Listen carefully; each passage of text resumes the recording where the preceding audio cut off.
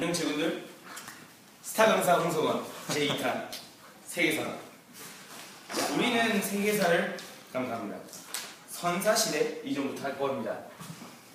선사 시대는 안 쓸게요. 제가 사실 이 스타 강사 강의에서는 정말 성 드립을 좋아하고 비속어를 정말 열심히 써서 반말 쓰고 하려 했는데 생각보다 디스가 많이 들어왔습니다. 예를 들면 동덕요즘 한재인 학생께서 대놓고 저희를 목소리는 멋있지만 그에 따라서 글씨가 더럽다 하시길래 이번에 죄송합니다. 글씨를 제대로 쓰겠습니다 하는 마음을 먹었습니다. 선사시대 문자 우리가 카톡을 할 수 있는 이유는 스마트폰이 아니라 문자가 있어요. 이 문자가 있었기 때문에 인간이 발전했다고 해도 과언이 아닌데, 이걸 기준으로 문자를 배우기 전을 선사시대, 배우고 난 후를 뭐라고요? 역사시대. 그렇죠. 우리가 배우는 역사는 이거일 거예요. 역사시대. 그만 한자가 되겠죠? 이 문자는 이 선사시대에서는 우가우가 아저씨들이 제가 그때 국사를 가르치면서 살짝 말해주셨던 진나라와 한나라 그 훨씬 이전에 갑골 문자 쓰던 시대부터 있었습니다. 이 갑골 문자는 어느 시대일 걸까요? 성공리.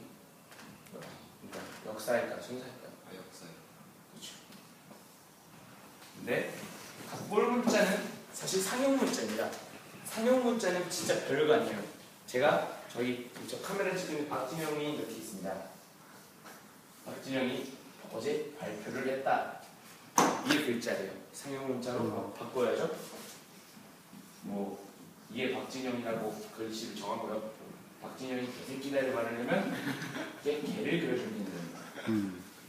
이게 상용 문자죠. 하지만 이 상용 문자를 그리기 전에 안 지워지네요. 이 박지름만 그리는 건 그건 벽화예요. 이런 벽화 같은 걸 우리는 역사의 자료라고 하죠. 바로 사료. 이걸 보는 아저씨들을 역사 뭐요? 그렇죠. 별거 아닙니다. 이거 외울 필요가 있을 것 같더군요. 사료. 그리고 사료 얘기를 해서 그런데 잠깐 보시면 어디 봅시다. 첫 번째 페이지에 나오는. 네, 감사합니다. 죄송합니다. 괜찮습니다. 문 좀 닫아주세요. 네, 감사합니다. 꽤 많이 들어오네요.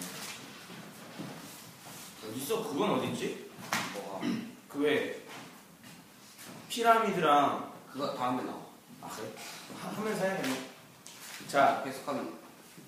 인류는 처음에 원숭이였다는 그런 되도 안 되는 소리로 저희는 학교에서 배워가고 있습니다. 전 개인적으로 교회 다니는 사람이니까 진화론도 믿고 창조론도 믿지만, 전 개인적으로 원숭이가 아닌 사람이 사람으로 진화했다는 학파를 좀 더 좋아하지만 어쩌겠습니까? 대한민국 교육이 그런 거거든요. 첫 번째 등장한 인물 오스트랄로피테쿠스. 이걸로 사람들 많이 놀렸죠. 저도 초등학교 때 옷이 붙은 여자애들한테 다 오스트랄로피테쿠스라고 놀렸었습니다. 오스트랄로피테쿠스. 그 다음 아저씨들은 누구게요? 베이징이. 좆가시고요. 베이징 자와이. 이 특징 하나지 않나? 오스트랄로피테쿠스는 처음으로 두 발 넣어갖고. 그렇습니다. 이거는요, 스타 강씨가 알아서 하겠지요. 인도가 저 디스를 하고요. 그 다음에 네안데르탈인. 의의라도 있으십니까? 네? 네. 정말 있으시냐고요. 전지등권께서 정말 글씨 쓰는 건 어려워요. 그 다음 사람들은 마치면 제가 선물을 드리겠습니다. 크로만영이 마쳤습니다. 강만. 선물은 여기 있습니다. 이거 좀 잘라주세요. 그러죠. 순서는 외워보죠. 오스트랄로피테쿠스. 따라하세요. 오스트랄로피테쿠스. 오스트랄로피테쿠스. 베이징인. 베이징인. 나도 못 외웠네. 네안데르탈인 네안데르탈인 강만형 크로만형. 강만형 크로만형. 역사시대로 들어오게 됩니다. 이때부터 도구라는 것을 쓰게 됩니다. 안녕하세요. 내려가시면 좋지 않을까 싶지만 잠시 죄송합니다. 히르메스의 페르시아의 문화를 알아보겠습니다. 첫 번째, 이 아저씨들은 중앙 집권 제도를 실시했었고요. 도로의 역참제, 이름은 바로 왕의 길. 왕의 길. 이 아저씨는 중앙 집권 제도를 실시했었는데, 이 중앙 집권 제도는 말이죠, 왕이 짱을 먹기 위해서 만든 겁니다.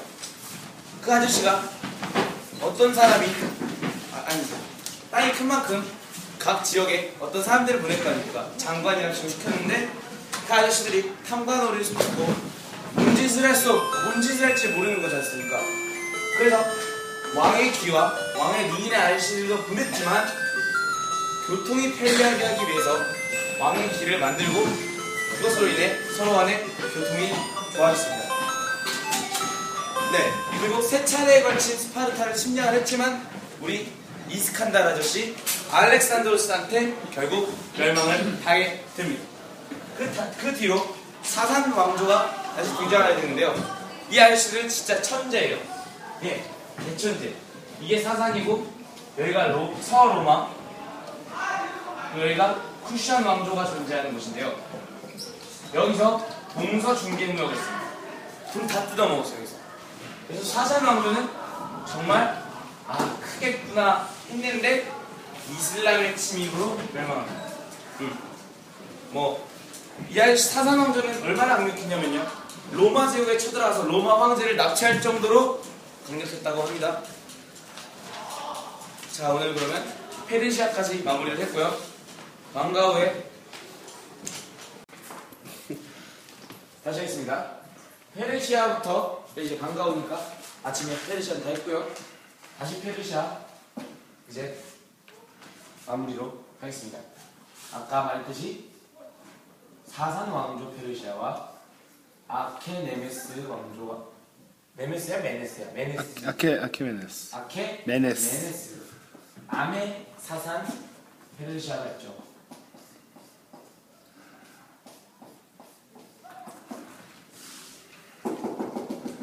네, 잠깐만 무슨 탓인가요?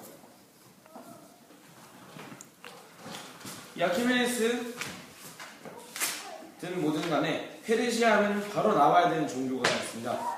바로 조로아스터교. 조로아스터교. 조로아스터교. 조로아스터교는 말이죠, 페르시아인들이 기원전 7세기경에 창설된 종교로서 이 세상은 선한 신과 악한 신의 맞짱이다. 선한 신 vs 악한 신의 싸움이다.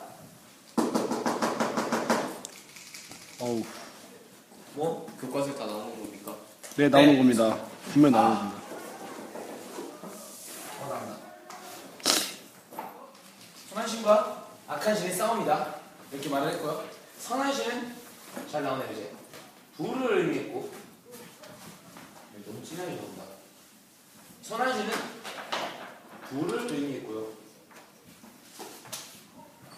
이 불은 성스러운, 정말 성스러워. 와우, 성스러운 물질로서 이 사람들이 숭배했던 거죠. 그리고 악한 신과 선한 신과 싸웠을 때 선한 신이 이기면 그들은 천당에 갈 수 있었다고 믿었다고 합니다. 하지만 하나님이 짜들죠. 예. 선한 신을 믿게 되면 최후의 심판 때 천국으로 갈 수 있다고 이렇게 교과서에 나왔고요. 그리고 선한 신의 상징인 불을 숭배합니다. 이러한 조로아스터교 사상은 유대교와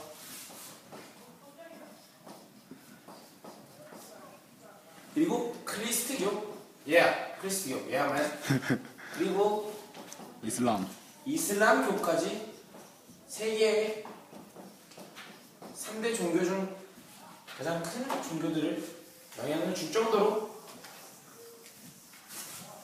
깊은 종교라고 할 수가 있습니다. 조로아스터교 알아두시면 되고요. 조로아스터교에 대해서 굳이 다른 건 알 필요 없고요. 페르시아는 황금을 좋아했다는 것만 알아두셨으면 좋겠습니다. 이제 저도 이거 싫어요. 인도, 고대 인도로 들어가겠습니다. 인도 하면 바로 나와야 될 게 카스트 제도. 이건 지금도 사라지지 않는 인도의 모든 겁니다. 신라로 치자면 골프 문제와 육두 문제와 같은 예지만 이 카스트 제도는 정말 심각할 정도로 핍박이 심했습니다. 나눠보자면 피라미드가 있고요. 뭐 이름을 굳이 외울 필요는 없는데 5개가 있습니다. 원래 4개가 맞아요. 4개가 맞는데 첫 번째 거는 브라만입니다. 최고의 권위를 가지고 있는 귀족이고요. 이 아저씨가 할 수 있는 게 바로 인도가 믿던 종교 브라만교입니다. 제사장이죠. 브라만 제사장, 그렇죠. 브라만이 이끌었던 종교 브라만은 제사장이고요. 왕의 버금가는 권력을 가진 그 아저씨들이 했던 게 바로 브라만교. 그 다음 아저씨는 크샤트리아, 바이샤, 수드라 그리고 불가초 천민으로 이렇게 나뉘는데 불가초 천민은 노예보다도 더 노예스럽습니다. 완전 벌레 중에 벌레. 말 그대로 인간 취급도 못 받았습니다. 말 그대로 불가초 천민. 그 다음은 천민. 그 다음은 농민, 상민, 평민. 그 다음들은 그 사람들보다 약간 높은 직급. 그 다음이 바로 이 브라만입니다. 꼭대기층이죠. 하지만 이 카스트 제도와 죄송합니다. 바르나 제도라고도 불린다고 하네요. 카스트 제도가. 그리고 이 브라만교가 다음에 바로 불교가 생깁니다. 불교.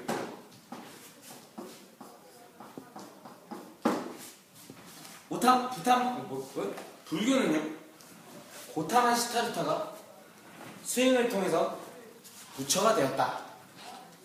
부처의 가르침을 배우자. 뭐 이런 식의 불교고요.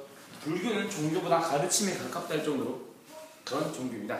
시작은 부다가야에서 했지만 그건 이미 2학년 3회책에서 배운 적이 있기 때문에 굳이 그것까지 할 필요 없고요. 불교는 인도의 고타마 시타르타 석가모니 라고도 불리죠. 의해서 창시되었고 오랜 수행 끝에서 고행을 얻어서 깨달음을 얻어서 부처가 된 고타마 시타르타를 배우는 것입니다. 인간은 누구나 욕심을 가지고 있다. 욕심을 버리고 바른 생각, 바른 말, 바른 언행, 바른 노력, 완전 고자가 되자는 겁니다. 무소유, 현자가 되자는 거예요. 현자. 재준이가 되자는 거예요. 정신을 집중을 해서 수행을 하면 세상의 모든 번뇌와 욕망과 본능 속에서도 해방되고 또 가장 중요한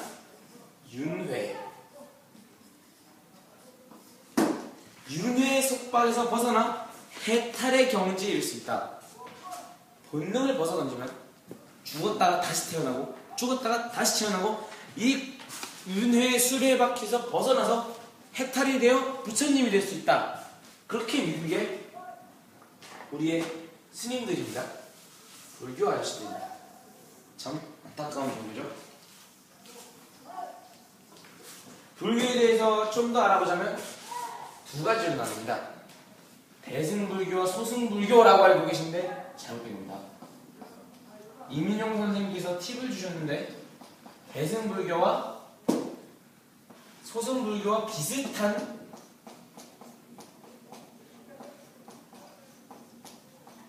이름이 다르게 나왔다고 하더라고요. 거기 교과서 구석다리 있지 않나요? 소승이라고 하더라고요. 잠깐만 정지해주세요. 인도사, 고대 인도사는 인도 왕조를 보면 다 알 수 있습니다. 2가지 왕조가 있습니다. 첫 번째, 마우리아 왕조. 잠깐만, 소승불교 안 해? 다 나옵니다. 마우리아 왕조. 알았어. 2번째는 쿠샤르 왕조. 이게 2가지의 왕조가 있는데 이 마우리아 왕조 때는 알렉산드로스 이스칸다르 아저씨 원정과 혼란이 있는 뒤로 찬드라구타라는 아저씨가 썼습니다. 그리고 이 아저씨의 손자가 바로 아소카 왕입니다. 아소카 왕. 이 아저씨는 시험에 꼭 나오니까 마오리야 하면은 아소카 왕을 배워야 되거든요. 그 X가 있는데요. 마오리야 왕은 아마 아소카. 아마 아소카. 이명섭이 알려주신 거예요. 아 그런 거야? 아 거의 뒷바에서 써먹은 거구나. 뒷바에서 써먹으신 거예요. 아. 그리고 이 마오리아 왕조에서의 전통을 따져보면 일단 아소카 왕은 인도 최초의 통일을 완성시켰습니다. 인도 최초 통일. 남부지방 제외하고. 상좌부 불교. 이게 바로 소승불교입니다. 그치. 상관없네. 상좌부 불교. 소승불교와는 약간 사상이 다르다고 합니다. 게다가 교과서에는 상좌부 불교라고 되어 있어. 나왔다고 한답니다. 상좌부 불교. 그리고 뭐 다른 문화재를 찾아보면 불탑과 사자상이 있는데요. 뭐 그렇다고 외워두시면 됩니다. 그리고 쿠샤르 왕조로 넘어가겠습니다. 쿠샤르 왕조는 바로 우리 페르시아에서 들었을 때 사상 왕조 페르시아 시기에 나타났던 게 바로 이 쿠샤르 왕조입니다.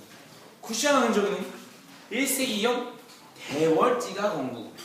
대월지가 뭐냐면 중국의 나라 중 속국이죠. 맞죠? 어찌현 씨? 네. 맞나요? 네. 모르시는 건가요? 네. 쿠샤르 왕조는 대월지라는 아저씨가 아니죠. 대월지는 사실상 나라라고 보시면 됩니다. 대월지가 지은 거고요. 쿠샤르 왕조 하면은 나와야 될 왕이 바로 키키 카니슈카 왕. 카니슈카 키키. 저에서 키키.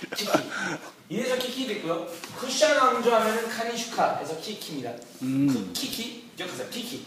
쿠샤르 왕조 하면은 뭐라고요? 키키. 키키. 카니슈카 왕은 대승불교라는 걸 받아들이게 되는데요. 이 상자부 불교와 대승불교의 차이는 해탈의 목적과 해탈을 누가 하느냐의 차이가 있습니다. 상자부 불교는 나 개인 자신만의 해탈을 말해서 소승불교라고 하는 것이고요.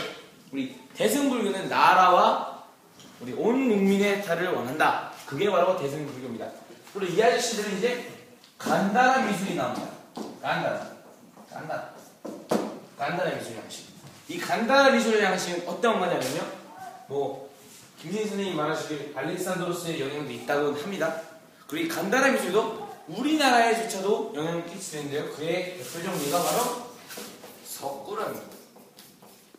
본조불상. 응? 속고한 본조불상. 자, 이제 고대 중국사로 넘어지게 되겠습니다. 마오리아 왕조와 쿠샤르 왕조. 마오리아 왕조 하면 아마 아소카 왕 기억하시고요. 쿠샤르 왕조 하면 누구? 키키 가니슈카 왕. 이렇게 기억해 주시면 되겠습니다. 키키. 어머, 시간이 벌써 엄마한테 죽었네요. 알려. 네. 자, 고대 중국사. 네, 거의 다 왔습니다. 중국사로 오겠습니다. 아, 이런 이제 세네요. 너무 많아서.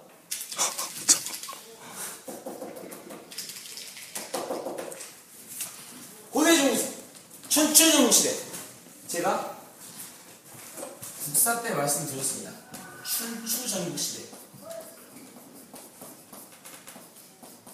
우리가 잘 아는 삼국시대니 뭐 초한지니 그때 즈음 있었던 게 바로 춘추전국시대. 그때 즈음 전이죠. 사실 따지면 춘추전국시는 주의 봉건제. 잠시만요.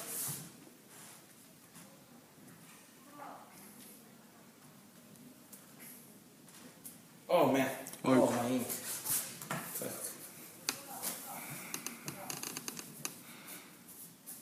다른 학교가 쓰이면 보면 돼요.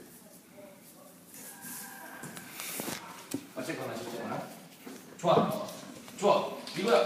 이거야. 주의 봉건제가 가진 이름이 너무 샤프한데. 한 건제가 등장합니다.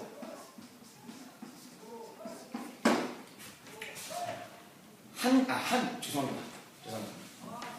한 건제, 한 개로 등장합니다. 학생이니까 실수도 할 수 있죠. 전국 7운과 제자백과에 등장. 제자백과. 이 아저씨들이 중요하죠. 우리 제자백과를 정리해 보겠습니다. 펜이? 이런. 정말 펜이 말썽이네요. 그래도 이 펜이 없었다면 전 이 자리에서 강의를 하지 못했을 겁니다. 이호조 선생님이 퇴직하시기 전에 저한테 물백무 안 가져가신 게 큰 도움이죠. 그냥 가져가셨으면 좋았을 것을. 유가, 법가, 도가, 이건 무조건 외워야 됩니다. 무가가 있습니다. 우리 유가는 예를 중심으로 했습니다. 예절과 예를 중심했고, 그럼 누구일 것 같아요? 딱 봐도 공맹. 공자와 맹자가 나옵니다. 우리 공자와 맹자와 아버지를 존경하면 부모님 돌아가시면 아부바야 뭐죠? 다 공자 맹자만 씁니다. 오케이?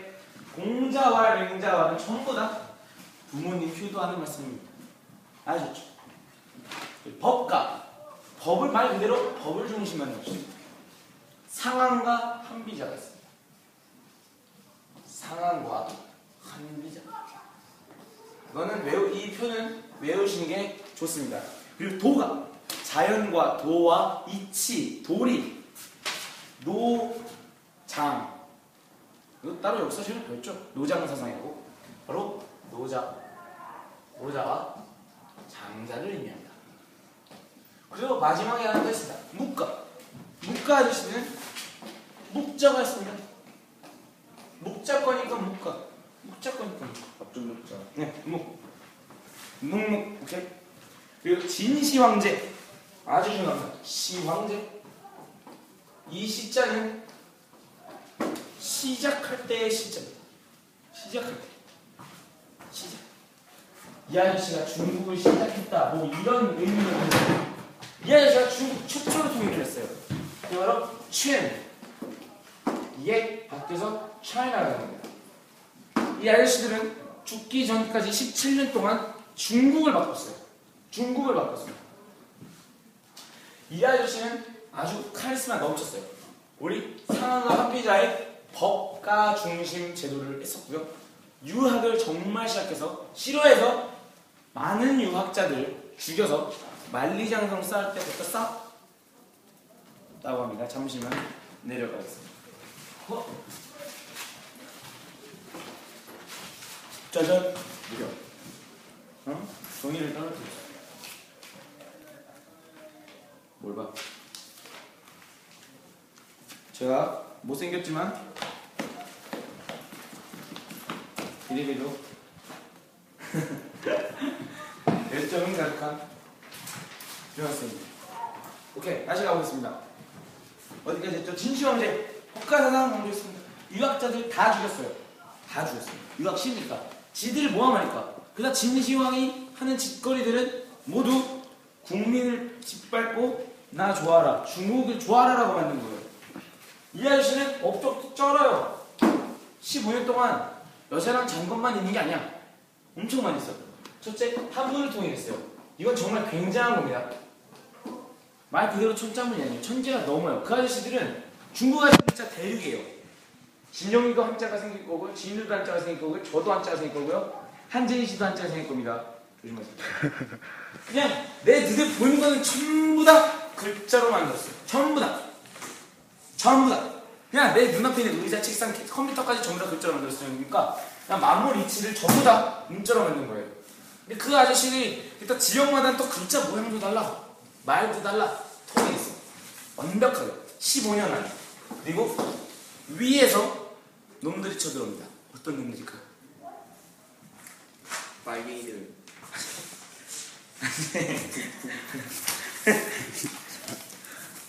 만리장성을 왜 쌓았냐고요? 북방민족이 서로하고 북방민족 누구? 그건 전 모르겠습니다. 책을 보세요. 예. 발표를 해주시기 바랍니다. 누구를 막기 위해 라고 나옵니다. 여기를 막기 위해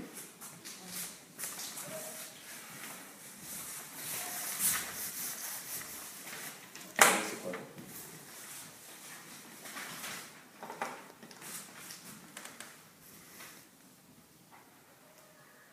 응?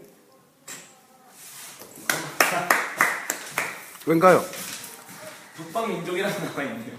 왜 북방민족이라면 뭐 거란이나 뭐 말갈이나 이런 애들이겠지. 아닌데. 그렇지 않아? 뭐 위에서 말 타고 달달달달 가는 새끼 아니야? 청나라를 세운 민족이다. 누굴까요? 사실은 저도 지금 기억이 안 나서 묻고 있었는데 청나라가 하나만 기억해내자면은 응. 그 사람들이 나중에 청나라를 쩌네요. 아이고 괜찮으셨네. 조루. 아이고 모두 성병 조심합시다. 어쨌거나 한문을 통일하고 북방민족을 막기 위해서 만리장성을 쌓기 시작해요. 근데 만리장성을 쌓는데 그러다가 성 하나를 더 지어요. 어떡해요?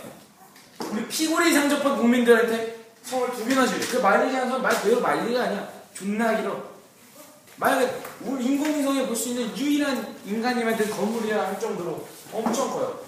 거기다가 성까지 물에서 만들면 국민들이 어떻겠습니까? 진시황릉이 가시고 나자마자 우리 진승 오광의 난이 일어나서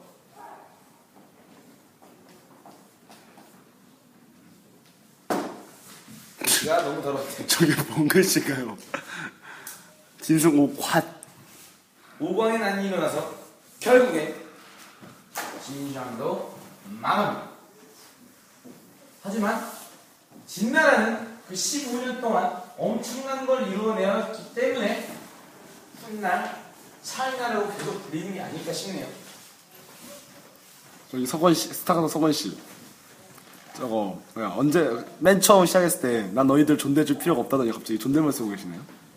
좋아, 반말을 시작합니다. 이제 한나라를 시작해 보겠습니다. 한나라는 왜 그런가요? 진나라와 공통적으로 9년제를 실시했었습니다. 그리고 우리의 선조들인 고조선을 침투해서 박살낸 개새끼가 바로 한무입니다. 영토를 확장.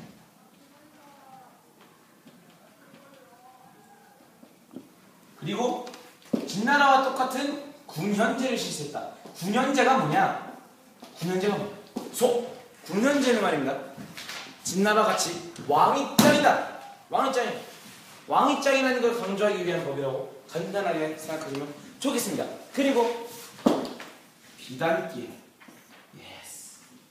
드디어 아시아와 유럽을 잇는 글씨가 너무 더럽다. 미안합니다. 저 한재식. 비단길이라는 걸 만들게 됐는데 이게 바로 그 유명한 실크로드.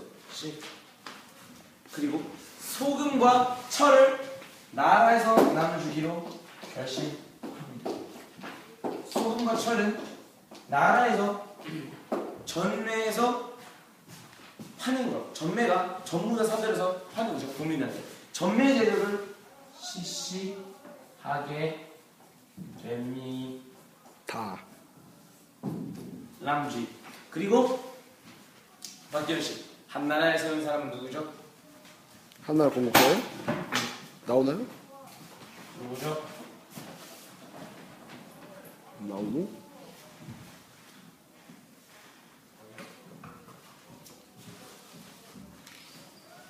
뭐 한나라는 굳이 더 들어갈 게 특별한 건 없는 것 같습니다. 뭐 좀 더 보자면 일단 한나라의 고조는 누구냐?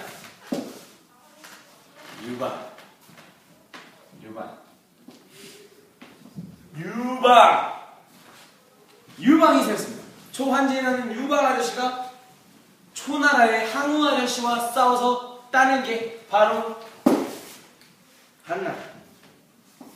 농부 출신의 유방이 건국을 한 겁니다. 한나라는 여러 가지 문화를 가지고 있었는데 또 다른 문화는 군국제라는 것도 알려줘야겠네요. 그러고 보니까 군국제도 존재합니다. 군국제는 중앙은 군현제, 지방은 공건제. 군국제를 실시한 게 바로 한나라입니다. 완벽한 군현제를 실시한 건 어디? 진나라. 그 군현제의 장점을 뽑아내고 약점을 보완하는 게 바로 이 군국제입니다. 이 군현제가 뭐냐? 한 곳에 국가의 군사들을 다 모아놓는 겁니다. 그러다 보니까 지방에서 반란이 일어날 수 있는 거예요. 오씨, 왜 이러나? 그래서 한나라는 군국제를 실시해서 지방에는 중앙공사를, 지방에는 군사를 파견했습니다. 자, 책을 읽어보시면 아시겠습니다. 그리고 한무제가 죽은 뒤에, 이 한무제 씨는 고조선 멸망시킨 왕이죠. 한무제가 죽은 뒤에 한나라의 힘이 약화된 틈을 타서 외척인 왕망이 쳐들어와서 한나라를 멸망시키고 신나라를 세웠다. 그러나 신은 얼마 후 멸망하고 한제국이 다시 생겼어요. 어떻게?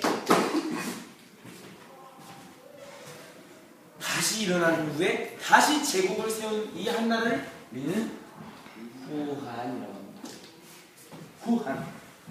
농업 생산량이 증가하게 되었고요. 수공업이 발달하게 된 게 바로 이 후한. 그리고 한 대에는 죄송합니다. 정한과 후한은 약 400년 동안 경제가 크게 발전하였다. 농업 생산량도 크게 늘어나고 수업도 발달하여 질이 좋은 비단, 칠기, 옥제품 등이 생산되었다. 그러나 한때에는 대토지를 소유한 호족의 세력이 점점 커져 지방에서 농민들을 지배하는 한편 중앙의 관료로도 진출하여 나라의 정치를 주무르게 되었다. 후한 나이에는 어린 황제들이 연달아 나오면서 외척과 환관, 즉 왕이 어리다는 이유로 우리 거세가 당한 내시들이 횡포가 심해서 권력을 장악당하였습니다. 결국에는 농민들이 각지에서 반란을 일으킨 게 바로 황건적의 난입니다. 황건적의 난으로 인해서 집안에서 독자적인 세력을 펴고 있던 호족들이 서로 싸우게 되면서 결국 후한도 망합니다. 한나라의 문화는 가장 중요한 건 유학입니다. 유학. 한나라 시대 때는 훈고학이라고 불렀고요. 그 전에는 송나라 때는 성리학, 명나라 때는 나중에 그 전이 아니죠. 그 후에죠. 송나라 때는 성리학, 명나라 때는 양명학이라고 불린다고 합니다. 이 시대에는 사마천의 사기, 반고의 한서와 같이 곳에 큰 영향을 준 역사책도 나왔다고 합니다. 우리 유학은 우리나라에도 나중에 영향을 미치게 되고요.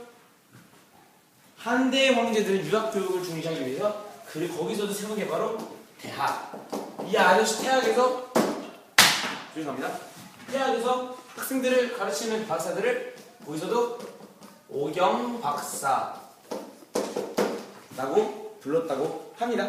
동시에 유교의 창시자인 우리 아까 말했던 공자는 거의 성스러운 성인으로 추앙을 받게 되었습니다. 진나라와 한나라를 비교하자면 일단 진나라는 시황제 업적 정리하겠습니다. 군현제 도량형 문자 통일 그리고 만리장성을 건설하고요. 진이 멸망한 것은 가혹한 건설과 무리한 국가 일 때문에 농민들이 반란을 일으키게 되었습니다. 한나라는 한무제의 업적을 볼 수 있는데요. 군현제는 똑같이 실시했고 유교의 국교화, 만리장성, 건축, 소금과 철, 정매제도를 예로 들겠습니다. 폴리스랑 그런 것도 하나요? 이건 다음 시간에 하겠습니다. 수고하셨습니다. 점프할게요. 그럼 하라고 하라고 사람을 꼴찌망에 만드네요. 녹화 중이지? 방송부 일 때문에 잠깐 어디 좀 갔다 왔습니다. 이어서 하겠습니다. 도구를 사용하게 되었습니다. 도구. 님들이 좋아하는 딜도도 도구지만 다른 도구예요. 이거 큰일 날 소리를. 딜도가 뭔데요? 탈이 큐예요? 딴 거 아니에요? 뭘 상상하세요? 다리 낀데요. 도구를 사용할 때부터 구석기 시대가 시작됩니다. 구석기. 우리 4반에 강석기 선생님 말고 구석기. 이 아저씨들은 기술력이 정말 부족했어요. 그래서 그래서 이 아저씨들은 도구가 이런데 이걸 어떻게 쌀을 해먹어요? 대가리도 안 들어가는데, 그쵸? 돌을 깨는 거밖에 할 줄 모르는 애들이 뭘 하겠어요? 그래서 돌로 배고파 하고 휙 던졌더니 도끼가 딱 맞아서 도끼 하고 먹방을 했죠. 먹방을. 네. 그래서 뗀석기는 밀렵 생활에는 유리했지만 벼를 재배한다든지 정착 생활에 불리기 때문에 구석기 시대 사람들은 뭘 했게요? 이동 생활. 그렇죠. 뭐 유목민 생활을 해도 되고요. 이동식 생활을 했습니다.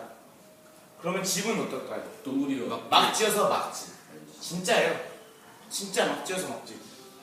아니 니들이 돌아다니는데 오늘 여기서 잘 자고 용 차고 땅 파가지고 거기서 그냥 자는 거야. 그래서 막지. 그러면 이 사람들이 고기를 잡다 보니까 가죽으로 옷도 입었겠죠. 아마 패션은 거기서 시작하지 않았을까. 그렇습니다. 그 다음으로 신석기로 넘어오게 됩니다. 이 아저씨들 대단해요. 돌을 깰 줄만 아는데 지금 갈아요. 돌을 갈아요. 간석기는요? 어서오세요. 간석기는 뗀석기보다 훨씬 효과적으로 사냥을 할 수 있게 되었습니다. 좀 더 뾰족해졌고요. 정교해졌죠. 그렇죠. 기술력이 좋아졌어요. 레벨업을 했어요. 예. 근데 이렇게 레벨업을 하면 뭐가 생길까요? 공격 효과, 공격 속도가 빨라져요. 혁명. 나가세요. 지금 유튜브 올라가는 거거든요. 저 조회수 500 찍었어요. 진짜? 진짜요? 예, 진짜요. 이틀 만에. 이 아저씨들은 어딨어? 글자가 안 보여. 정관. 글씨가 안 보여. 정관. 저도 글씨 참 좋아하는데. 신석기혁명이 일어납니다. 예! 찾았어. 신석기혁명. 누가 저한테 병신이라고 하는 것 같은데. 기분 탓이에요. 신석기혁명이 일어납니다. 간석기를 이제 갖게 되었으니까 레벨업 했습니까? 이제 고기 처먹는 건 지를 때가 된 거죠. 쌀을 재배하기 시작했습니다. 그러니까 우리나라에서 쌀이니까 벼, 밀, 보리, 농사를 시작하게 된 시험에 꼭 나옵니다. 뭐라고요? 신석기혁명. 신석기혁명. 예. 그러면은 벼를 서울에다 뿌렸는데 사냥하려고 부산까지 가요? 아니요. 서울에서 쌀 베다가 맘모스가 충주에 나타날 때 하면 충주까지 뛰어가가지고 맘모스를 으아 잡고 오고 갔다 왔더니 벼다 털려있고. 그래서 이 아저씨는 이제 정착 생활하기 시작해요. 그래서 가축이 된 거야.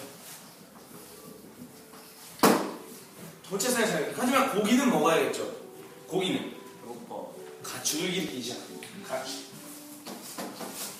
그리고 이건 별도의 얘기지만 이때부터 소금이라는 걸 썼습니다. 사실 이 시대 때는, 구석기 시대 때는 고기를 먹음으로써 거기서 자연적인 염분을 섭취할 수 있었는데 이때는 정착 생활하다 보니까 아무래도 가축이고 무한정 잡아먹을 수 있는 게 아닙니다. 한정이 되어 있어요. 그렇기 때문에 염분을 섭취해야 되기 때문에 소금을, 염분을 이때부터 섭취했다고 합니다. 뭐 어떻게 먹었는지 저도 모르죠. 자, 이제 갑자기 국가 형성으로 넘어올지 모르겠지만 그럼 국가 형성대로 교과서대로 가겠습니다. 국가 형성? 네. 아마 청동기 시대는 고조선 넘어가기 전에 나올 테니까 그럼 먼저 청동기 시대로 다시 넘어가겠습니다. 청동기 시대. 이제 돌 갈아서 쌀을 생산하다 보니까 제가 첫 번째 강의 때 말씀드렸던 것처럼 들어오세요.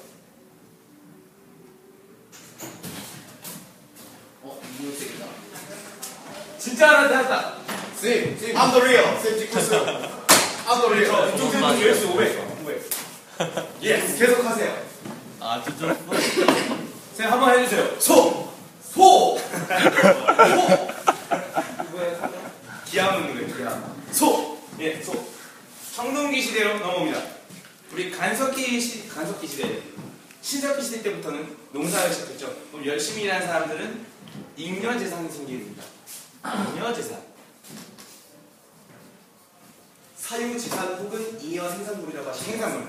예, 합쳤어요. 사유재산 플러스 잉여 생산물. 잉여 인연 생산물. 서건이는 별을 하루에 100개를 재배했고 진영이 50개를 재배했어요. 서건이는 100개를 일주일 동안 재배하고 박지영은 일주일 동안 50개씩 계속 재배하다가 홍석원은 이제 배째 안 할래, 내가 더 많어 하고 일주일 쉬었어요. 근데 박준영은 꾸준히 벼의 개수를 늘리더니 홍석원보다 더 열심히 일해서 훨씬 많이 뱄어요. 그럼 뭐가 생겨요? 잉여재산물이 생겨요. 그러다 보니까 서건이가 만약에 일을 덜 해서 겨울에 배고파지면 진영이한테 별을 꼬게 되죠. 그럼 어떻게 해야 될까요? 청동기 시대로 넘어가 봅시다. 어디 있나요? 청동기 시대. 메소포타미아는 이따가 할 거고요. 이거 감사합니다. 아마 고조선이랑 같이 해야 될 것 같네요. 근데 고조선은 그때 했기 때문에 그냥 바로 청동기 시대로 넘어오겠습니다. 청동기 시대 때 대표적 문화죠. 민, 문이, 독. 아까 말씀은 드리지 않았지만 신석기 시대 거는 비싼 톡이 아시겠죠? 이 톡의 등장, 다시 신석기로 죄송하지만 가겠습니다. 이때 톡의 등장은 그만큼 잉여 생산물이 생겼다는 걸 알 수 있습니다. 토이가 뭐 하던 거게요? 음식 저장 음식을 왜 저장했어요? 남은 거. 남은 음식 남은 거. 사실 청동기 시대도 청동보다는 철광석이 훨씬 주변에 많았습니다. 근데 왜 청동기를 썼을까요? 청동을 썼을까요? 기술이 없어서. 무슨 기술? 온도를 높이는 기술. 온도를 높이는 기술. Why? 철을 녹이는 기술. Why? 철은 녹는 점이 앉아서 다니죠. 철은 녹는 점이 철은 1500 농돈점이 맞나? 1500이었나? 1500도 800도인가? 1800. 맞나요? 높아요. 1500도입니다. 자, 청동까지는 기억이 안 나지만 이건 한 절반쯤밖에 안 되는 온도로 알고 있습니다. 맞나요? 영상으로 1000도입니다. 천도요? 교과서상으로 오케이. 1000도. 감사합니다. 3분의 2군. 청동은 천도, 청동은 천도, 철은 1500도. 1500도까지 올릴 기술이 없었기 때문에 주변에 많이 있는 철은 할 수 없었고 청동을 가지고 독을 만들기 시작합니다. 대표적으로 우리나라에서는 비파형 동검이 주토되었고요. 우리 대륙 쪽에서는 글씨 좋다. 티타늄. 왜 이래 조심. 세형 동검이 주토되었습니다. 이 비파형 동검을 알 수 있는 것은 우리나라에 독자적인 청동검이 있었다는 것을 알 수 있죠. 아까 아니고요. 이 청동의 등장으로써 도구는 한 번 더 레벨업을 하게 됩니다. 그리고 청동기 사회에서는 이제 지배층이 등장하게 됩니다. 사유재산이 점점 늘어나기 시작하면서 서로 모이기 시작하고 집단을 형성하고 나라를 형성합니다. 그리고 농사라는 것 자체가 1년 내내 성공하는 게 아니기 때문에 만약 성공을 못했어요. 그럼 남의 나라 쳐들어가서 뺏어와야겠죠. 그러다 보니까 싸움이 시작했고 우리 무기를 예로 들어서 동검도 있고 활도 있고 그런 시기죠. 그리고 청동기 시대 때 하나 기억해야 될 것은 뭐였냐? 돌칼이었나? 반달 돌칼, 반달 돌칼. 예. 만능 도구. 이게 중요해요. 이게 돌이라고 신석기니 구석기니 이렇게 생각을 하시는데 반달 돌칼은 사실 청동일 겁니다. 청동은요 농사를 할 때 비적합이 있습니다. 땅에다가 꽁 찍으면은 휘어요. 부러져요. 그때까지 돌로 된 도구로. 자 이제 제대로 된 세계사로 넘어가겠습니다. 안녕하세요. 안녕히 가세요. 소! 리액션이 없네요. 우리 임용 선생님. 자돈 아니. 자, 이제 세계사다운 세계사로 넘어가겠습니다. 어디 있나? 봅시. 오케이. 우리 4대 문명 외우는 사람. 외워봐.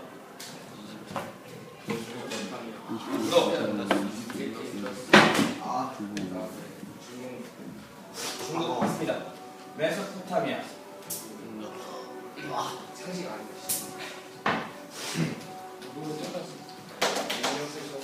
이집트. 인더스. 짱게. 짱깨. 황허. 황허 다 맞습니다. 하지만 강을 얘기할 때는 황허가 맞다는 걸 알아주세요. 먼저 메소포타미아 들어가겠습니다. 여기서 보니까 덕후가 몇 명 좀 있는데 히트 시리즈를 본 적이 있다. 한 명밖에 없네요. 뭐 그 만화가 저한테 개인적으로 도움이 됐습니다만 먼저 메소포타미아로 들어가겠습니다. 우리 길가메시 서사시 아시는 사람 계신가요? 기념에서. 이 사람이 바로 메소포타미아 사람인데요. 메소포타미아는 기원전 3,500년경부터 3,500년 2번 아유. 저기요. 유튜브 나가는 거예요. 근데 찍혔다. 저희가 맞췄네요. 진짜. 하세요. 야, 너 please. 빨리 합시다, 빨리 합시다. 메소포타미아. 아 나한테. Please shut up. 어봐라. 그래서 메소포타미아라는 뜻은 두 강의 사이에 있다는 뜻인데 어떤 강이랑 어떤 강이죠? 유프라테스 한 번에 말해주세요. 유프라테스 강이랑 티그리스 강. 예? 저기요?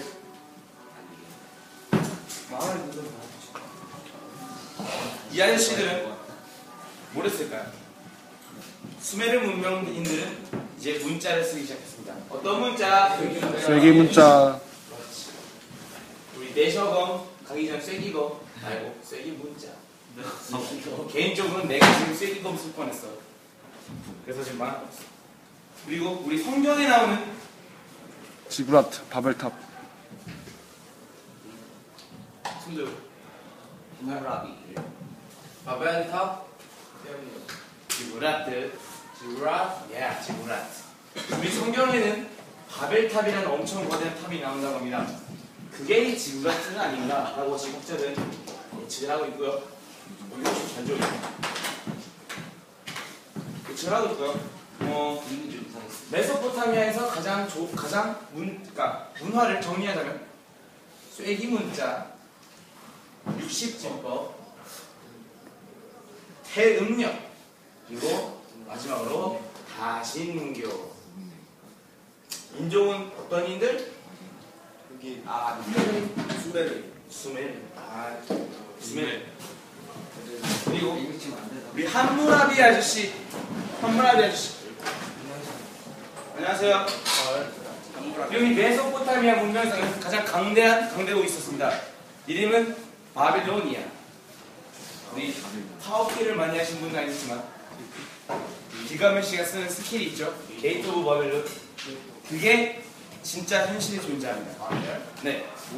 메소포타미아 바빌로니아 궁전 유적지를 가면 그 터가 남아있고 문이 있습니다. 우리 바빌론 아저씨들은 엄청나게 컸고요. 왕이 정말 굉장하게 셌습니다. 권위가 장난이 아니에요. 여차하면 길가메시라는 영웅은 그냥 신으로 받들지 않습니까? 네, 그 아저씨들이 이 아저씨들. 그리고 메소포타미아는 또 뭘 만들었냐면요. 볼까요? 법전? 아닌데? 키읔. 뭐지? 바퀴. 아, 바퀴 맞아, 바퀴. 바퀴.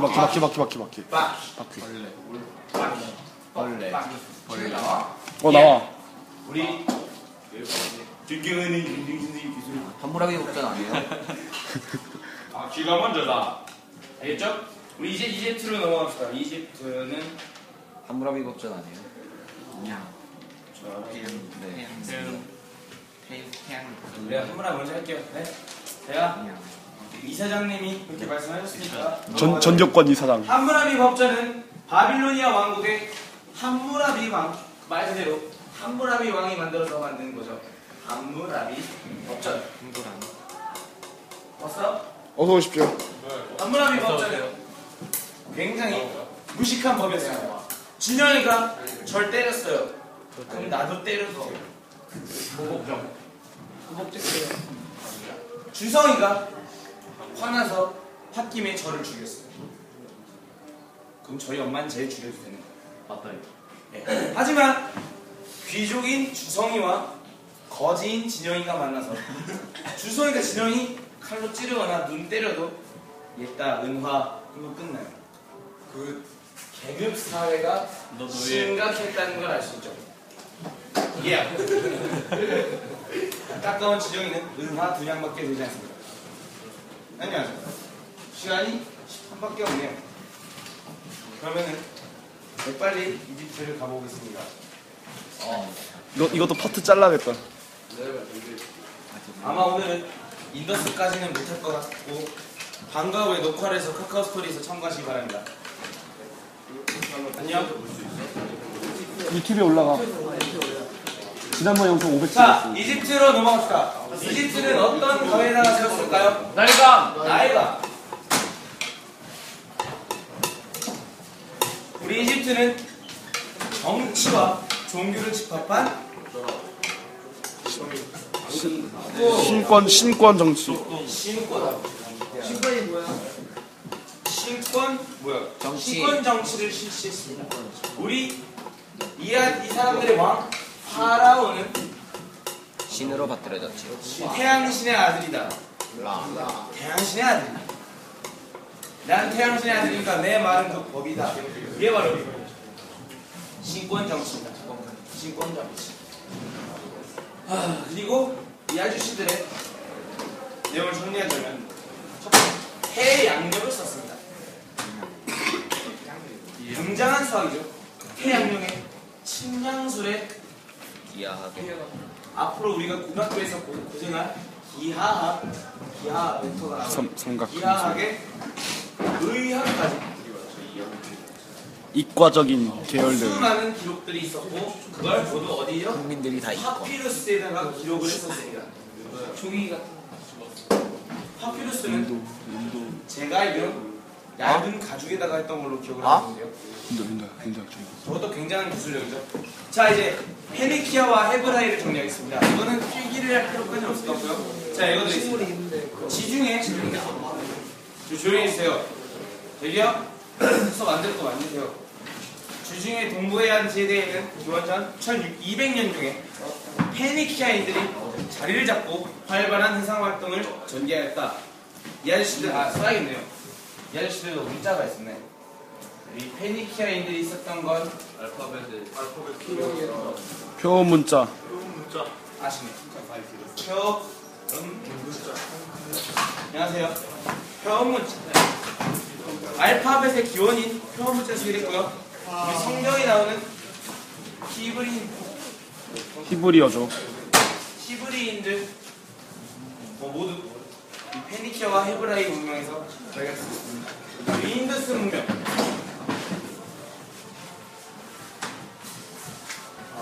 우리 인도의 인더스강 유역에서는 상류에서는 하라파, 하류에서는 모헨조다로 유적이 발굴되면서 그 모습을 드러낸 인더스 문명은 수준이 아주 높은 문명을 가진 곳이었다고 합니다. 말도 아니고요. 자, 중국 문명 넘어가겠습니다.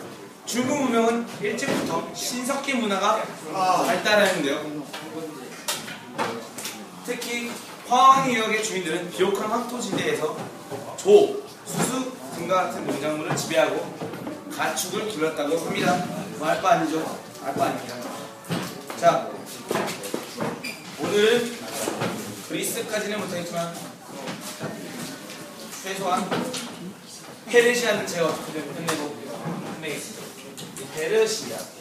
우리 페르시아에는 두 가지 페르시아가 있는데 뭐랑 뭘까요? 아케메스 페르시아, 사사왕조 페르시아, 어떤 게 먼저게요? 아케메스 페르시아. 아케메스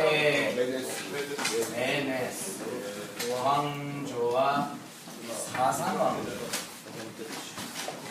우리 300 보면 첫 발피는 페르시아가 나오죠. 그게 바로 이 아케네메스입니다. 스파르타와 전쟁을 했던 싸운 루저가 바로 이 아케네메스 왕조고요. 그 뒤로 다시 나타난 페르시아가 바로 이 사산 왕조인데, 아케네메스 왕국은 엄청 커다란 나라였습니다. 이집트 북부부터 유럽 전체를 장악할 정도로, 그러고도 아라비아 지역까지 차지할 정도로 엄청난 능력이 있는데, 우리 스파르타 아저씨들이랑 몇 차례 쳐들어가서 국력을 쭉 빼니까 각지에서 반란이 일어나서 망했어요. 왜요? 들어와서 뭐? 그래요. 눈만 닫아줘. 그렇게 페르시아는 아케네메스 페르시아는 서아시아를 통일했는데 결국 내분이 일어나서 망해버렸습니다. 하지만 사산 왕조 아저씨들은 지금 트위터를 가져올게요. 한번 끊을게.